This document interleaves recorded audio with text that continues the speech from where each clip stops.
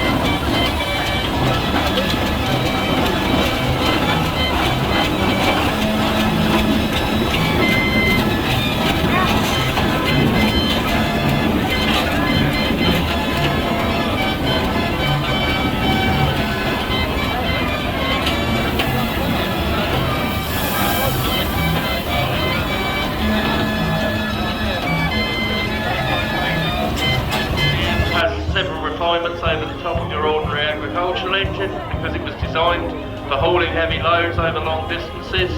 You see the rubber tyres, they're sprung, 3 speeds, so you've got an extra high top gear, not to be used all the time as seems to be the opinion about various people these days, but never mind, we won't get into that today, it's only the one ordinary agricultural engine. Okay, then the road roller company starts labelling important type DT steamroller called Sydney. One that was designed and exported when she was built, spent her working life abroad.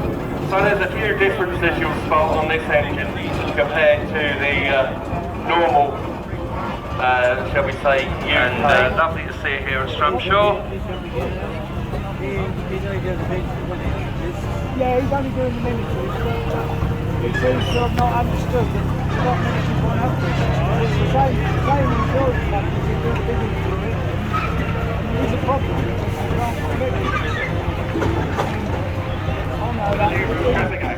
The engine was purchased in 1934 by a well-known farmer in Cheshire and worked for them mainly on threshing duties until 1948. 1955, the engine was sold for preservation to Commander Hilton in Cambridge, then passed on to Stan Burgess in the late 1980s. Purchased from Stan by the President in 1997. Most mechanical restoration work has been carried out by the President. So that's the big Foden from the Wild family, locally, this is the other side of Norwich, and this is their other engine, the Ruston Proctor from Lincoln. All good things come from Lincoln, particularly Ruston products. This engine spent its working life in Norfolk before winding up in Evans and Trink's scrapyard, where it was rescued by Roger Wilde in the 1960s and has been used and rallied by the Wild family ever since. A few years ago it had fully new boiler, and I know what that feels like. Exhibited at the Royal Show of Reading in 1909 and sold to the Coal Brothers of Cirencester. Later the engine was sold to Briggs and Richards, Fairford, working along with other Holcim compounds.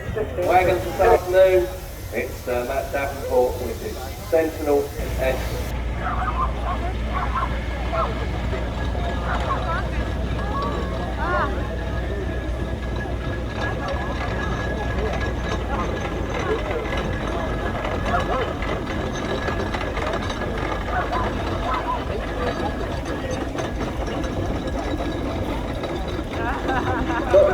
Another one of our more further distance visitors, shall we say.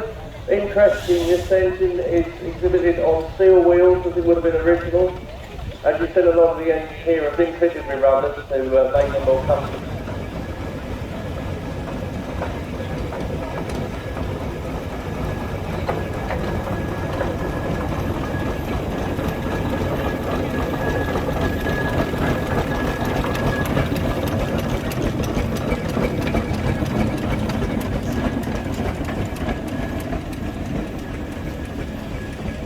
Will be very, very loud. Okay? I'm just waiting for a few heads up. Is everybody ready? Okay, there we go. 3, 2, 1, go!